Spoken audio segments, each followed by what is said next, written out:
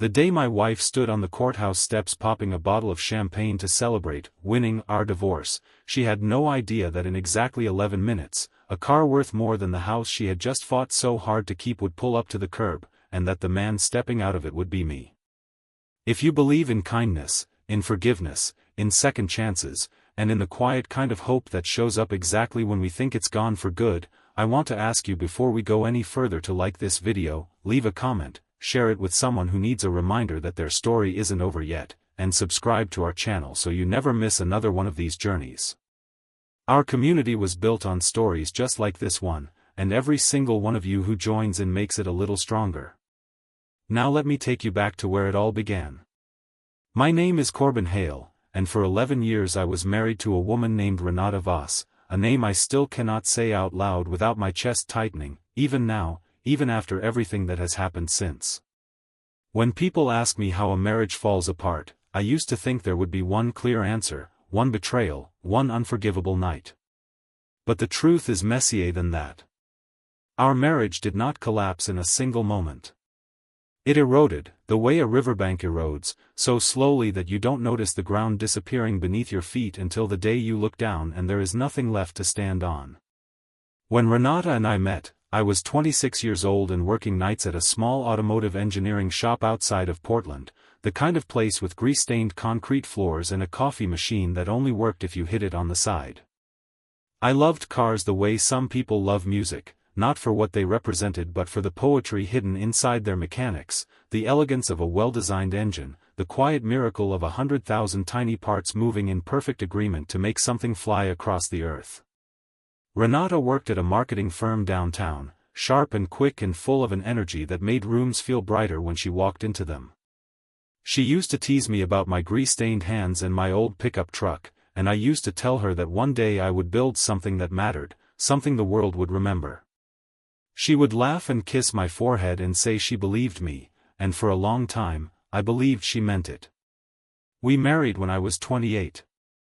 Our daughter, Hazel, was born 2 years later, a small stubborn thing with her mother's sharp eyes and my quiet patience, and for a while, life felt like it was unfolding exactly the way it should. But somewhere in the middle years, something in Renata began to shift. She started comparing our life to the lives of the people she worked with, the executives with their downtown condos and their weekend trips to wine country. She started asking why I hadn't been promoted, why I still came home smelling like motor oil instead of cologne, why other husbands could give their wives vacations and jewelry and I could only give her overtime hours and a tired smile. I understood her frustration, even then. I wanted more for our family too. What she didn't know, what I couldn't tell her yet, was that I had spent every free hour of the previous 4 years designing something in a small notebook I kept locked in my toolbox, a regenerative energy system for high-performance vehicles that I believed, if it ever came together, could change the way an entire industry thought about speed and sustainability. I hadn't told her because I was afraid. Afraid of getting her hopes up and then failing her. Afraid of being laughed at. Afraid, if I am honest, of being seen too clearly and found wanting. That fear cost me more than I ever imagined it would. By the time Hazel turned 8, the distance between Renata and me had become a physical thing, something you could almost touch in the space between our chairs at the dinner table. She had started spending more time with a group of friends from her office, women whose husbands wore tailored suits and drove cars with dealer logos she recognized, and I noticed the way her eyes would flicker with something like embarrassment whenever I picked her up from a work event in my old truck. I told myself it didn't matter. I told myself that love was supposed to be bigger than a car in a parking lot. But love, I was learning, does not survive on good intentions alone. It needs to be fed, and somewhere along the way, I had stopped setting the table. The night she told me she wanted a divorce, we were sitting in our small kitchen, the one with the cabinet door that never quite closed right, and Hazel was asleep upstairs. Renata's voice was calm in a way that frightened me more than if she had been shouting. She said she had given our marriage everything she had and gotten nothing back but exhaustion. She said she was tired of watching other women live lives she had once believed would be hers. She said, and this is the sentence that has stayed lodged in my chest ever since, that she had married a man she thought was going somewhere, and instead she had spent a decade watching him stand still. I did not defend myself that night.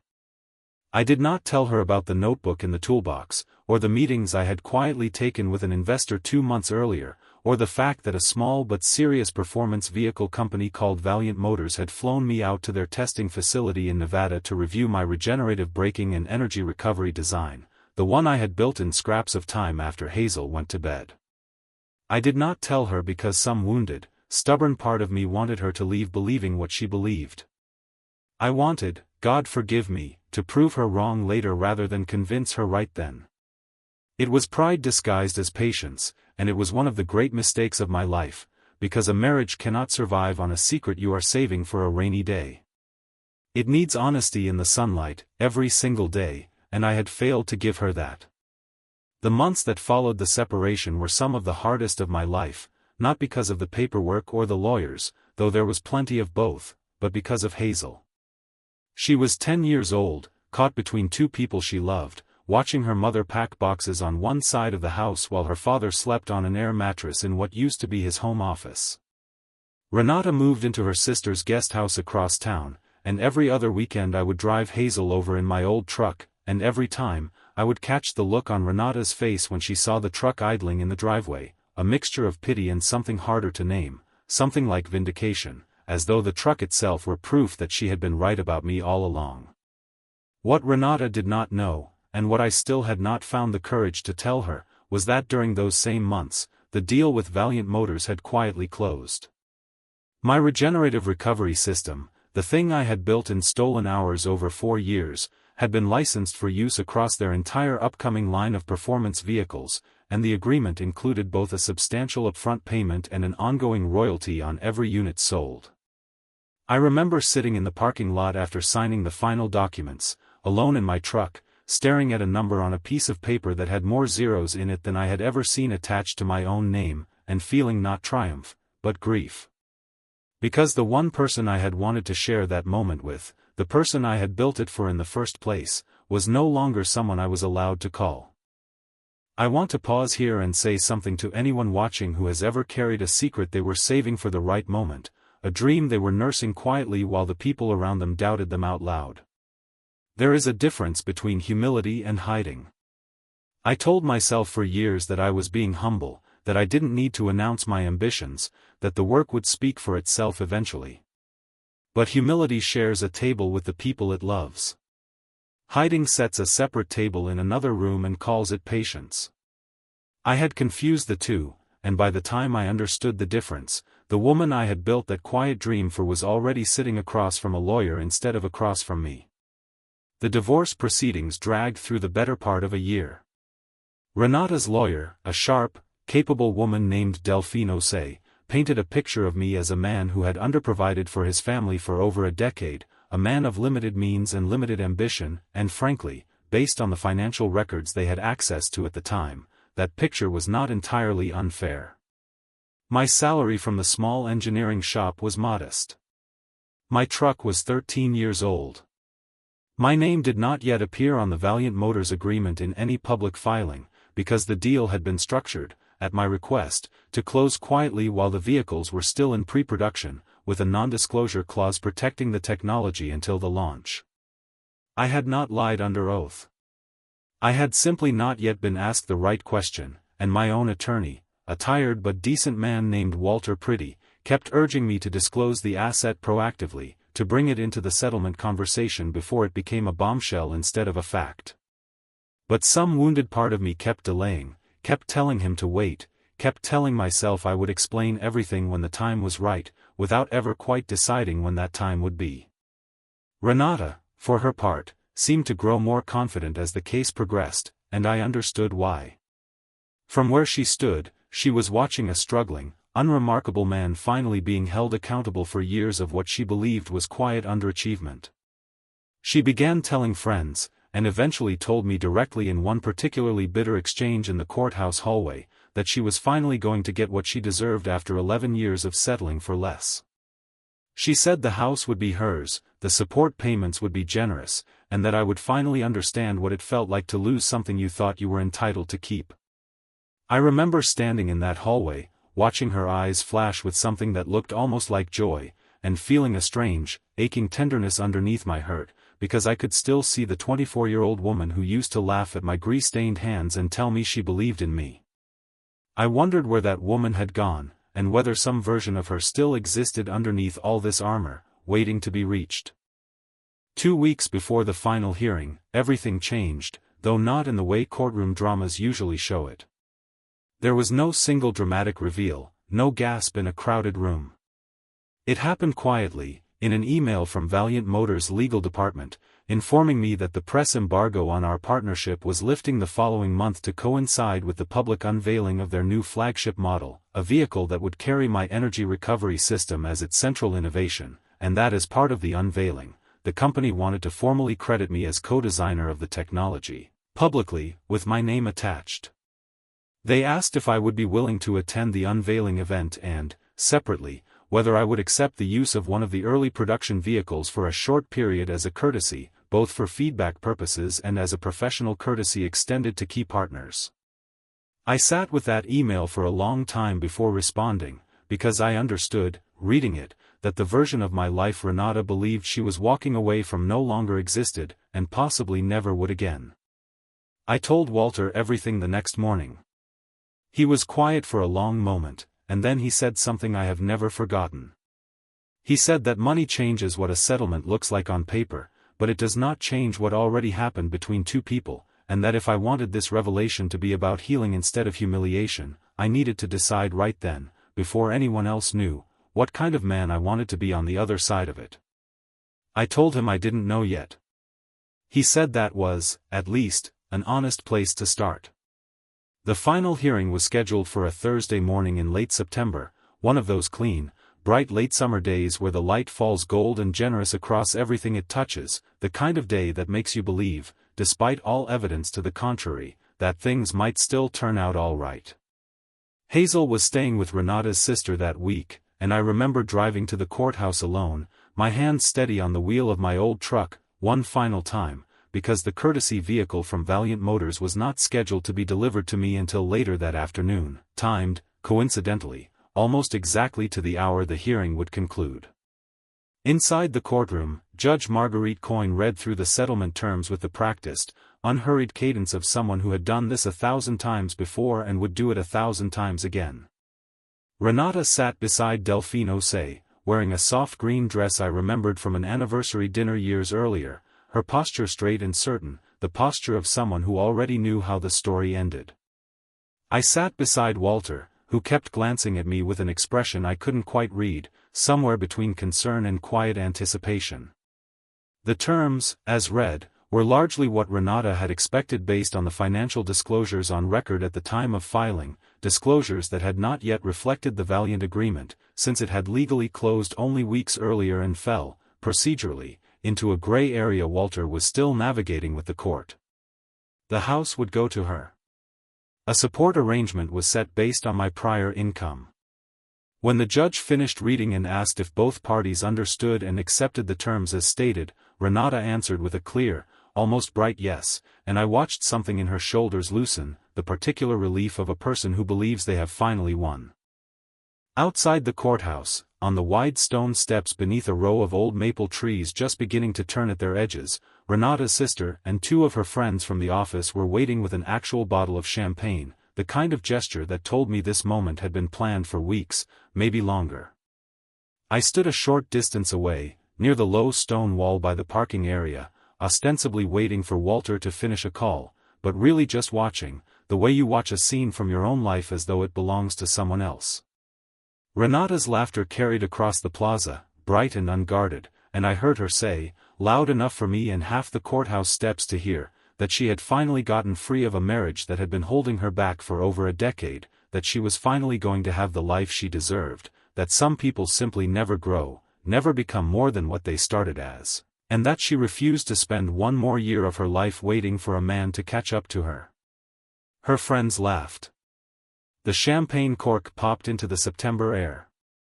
And it was at that exact moment, as if the universe itself had a flair for timing I never would have chosen myself, that I heard the low, unmistakable growl of an engine turning onto the courthouse plaza. The Valiant Motors representative, a calm, soft-spoken man named Julian Farrow, had arranged for the vehicle to be delivered directly to me rather than to my house, since I had mentioned, almost in passing during our call the day before, that I had a court date that morning and would likely need transportation afterward. I had not asked him to time it this way. I had not orchestrated a single second of what happened next. But there are moments in life that arrange themselves with an irony too precise to be entirely coincidence, and this was one of them. The car itself was a deep, matte slate gray, low and lean and impossibly quiet at idle, the kind of vehicle that draws every eye in a public space without anyone quite understanding why until they see the badge on its hood. It rolled to a stop at the curb directly below the courthouse steps, and Julian stepped out first, holding the door for me with the easy professionalism of a man who did this sort of thing every week, and said, loud enough for anyone nearby to hear, that Valiant Motors was proud to have me on board for the launch and looking forward to seeing me at the unveiling with my name on the program. I remember the sudden, total silence that fell over that patch of courthouse steps, the champagne bottle frozen halfway to someone's lips, Renata's laughter cutting off mid-breath as she turned to see what everyone else was already staring at. I want to tell you that in that moment I felt triumphant. I did not. I felt, more than anything, a strange and heavy sadness, because I understood, watching her face shift from confusion to disbelief to something that looked almost like grief, that we had both lost something neither of us could get back. I did not walk toward her.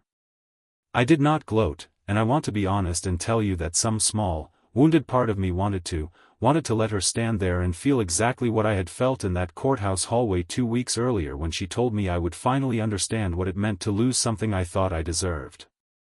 But I thought of Hazel, asleep at her aunt's house, unaware that her parents' entire story had just pivoted on a September morning, and I thought of the 24-year-old woman who used to kiss my forehead and tell me she believed in me, and I found that whatever anger I had left in me was smaller than my grief, and smaller still than my hope that this did not have to be the ugliest chapter of our story.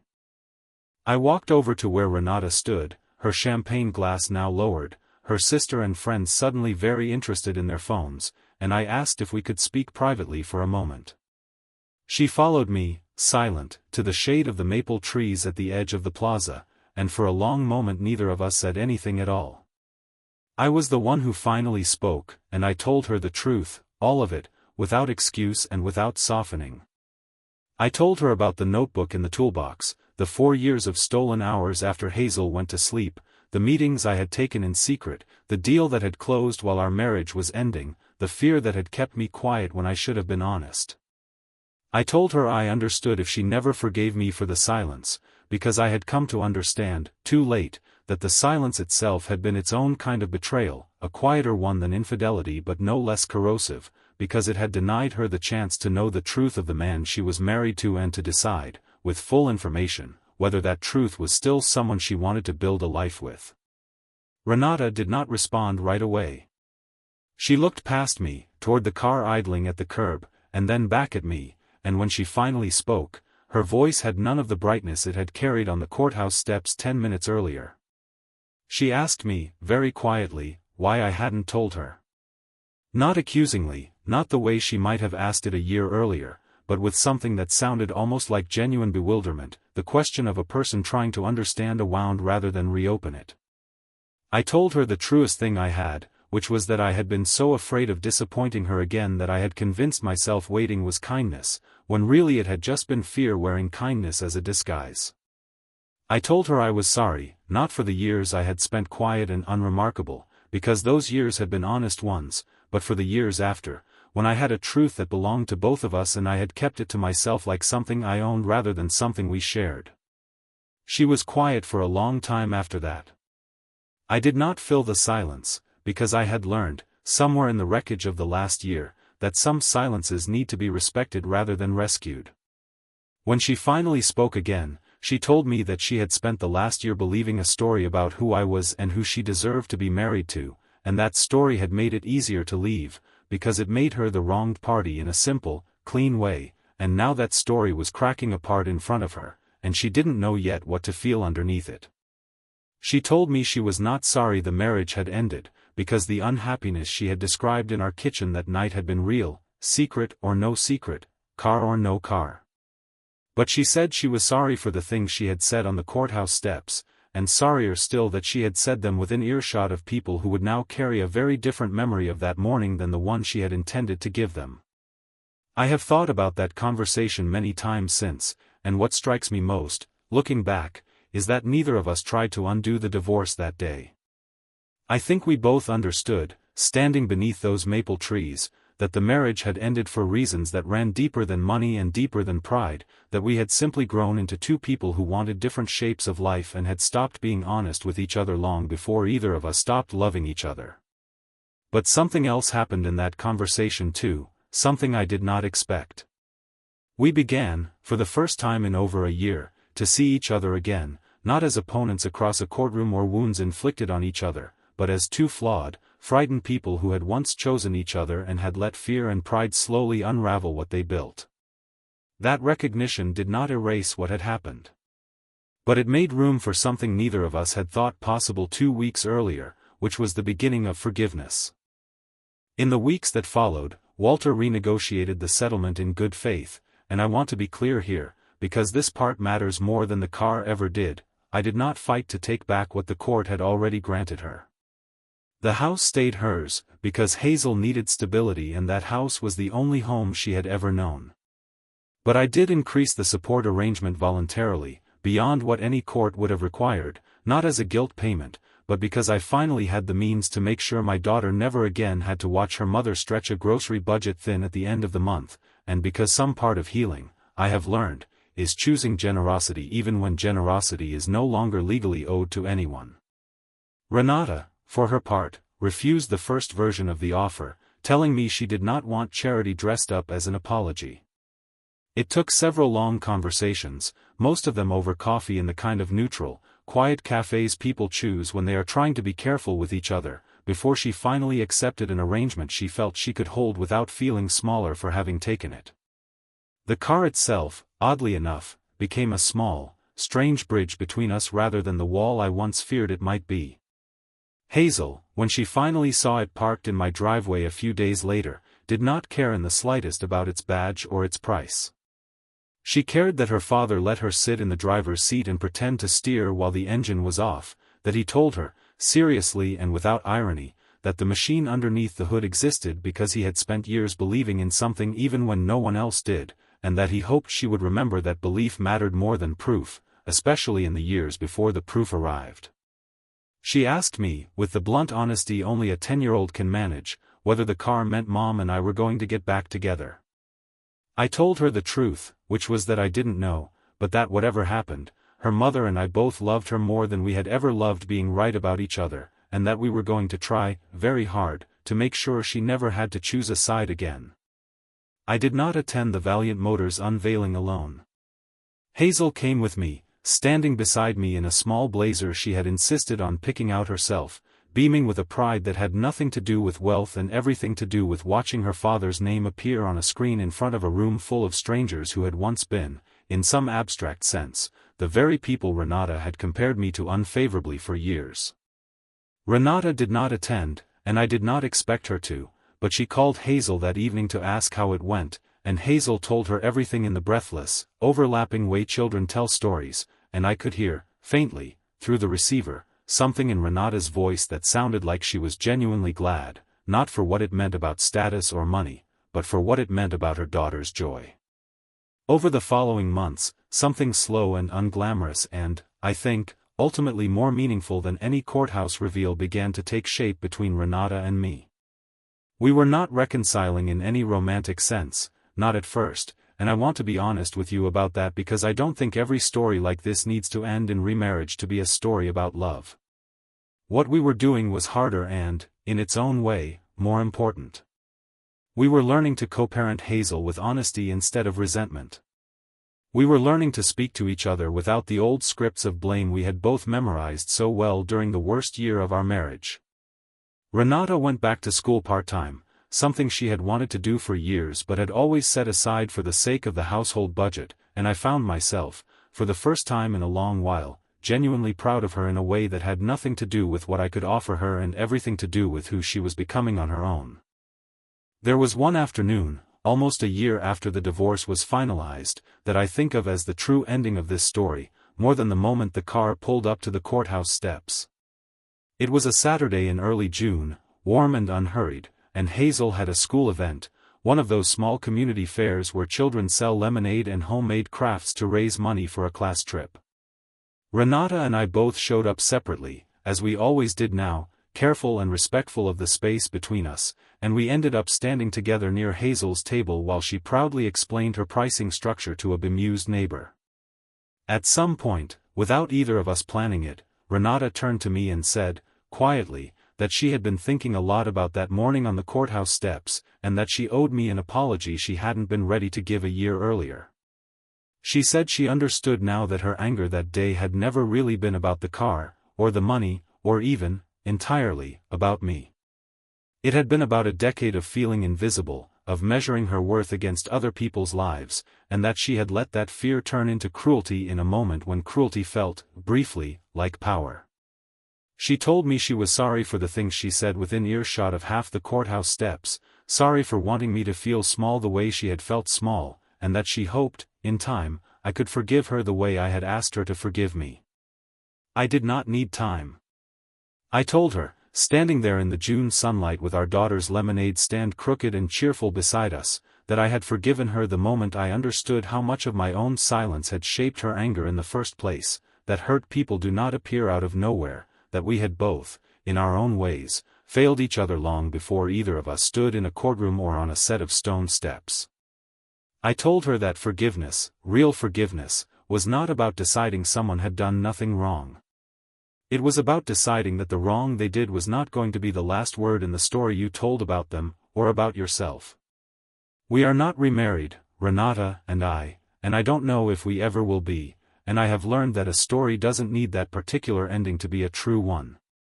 What we have instead is something quieter and, I think, sturdier than the marriage we lost, two people who show up for the same daughter with honesty instead of bitterness, who have learned to speak the truth to each other in the daylight instead of saving it for a courthouse or a curb, who understand now that pride and silence are not strength, they are simply fear given a more respectable name. Hazel is 12 now, and last month she told me, with the casual devastating wisdom children sometimes possess, that she likes that her parents are friends now more than she ever liked watching them pretend to be happy when they weren't. I think about that sentence often. I think it might be the truest verdict this whole story ever produced, truer than anything a judge read aloud in a courtroom, truer than the sound of an engine pulling up to a curb. If this story touched something in you today, if it reminded you that pride can cost us more than we ever intend to pay, that silence is not the same thing as strength, and that forgiveness is always still possible even after the worst has already happened, I hope you'll take a moment before you go to like this video, leave a comment, and share it with someone in your life who might need to hear that their story isn't finished yet, whatever chapter they're standing in right now. Before you go, I'd love to know, in the comments below, what forgiveness has looked like in your own life, or what you would have done differently if you'd had the courage to be honest a little sooner. And if stories like this one mean something to you, I'd be so grateful if you'd subscribe to our channel, because our family here is built entirely on people like you who still believe that kindness and second chances are worth telling stories about. In the end, I did not pull up to that courthouse to win anything. I pulled up because a courtesy car arrived at the exact moment my old life was ending, and because the universe, in its strange and unhurried way, decided that the truth I had been too afraid to speak for years would finally announce itself in the one language pride understands best. But the real victory, the one that actually mattered, did not happen on those courthouse steps at all. It happened months later, in the quiet, unremarkable moments that followed, a father and daughter sitting in a parked car with the engine off, a mother finding her own worth apart from anyone else's definition of success, two people learning, slowly and imperfectly, how to forgive each other in the daylight instead of hiding from each other in the dark. That, I have come to believe, is the only verdict that was ever worth celebrating.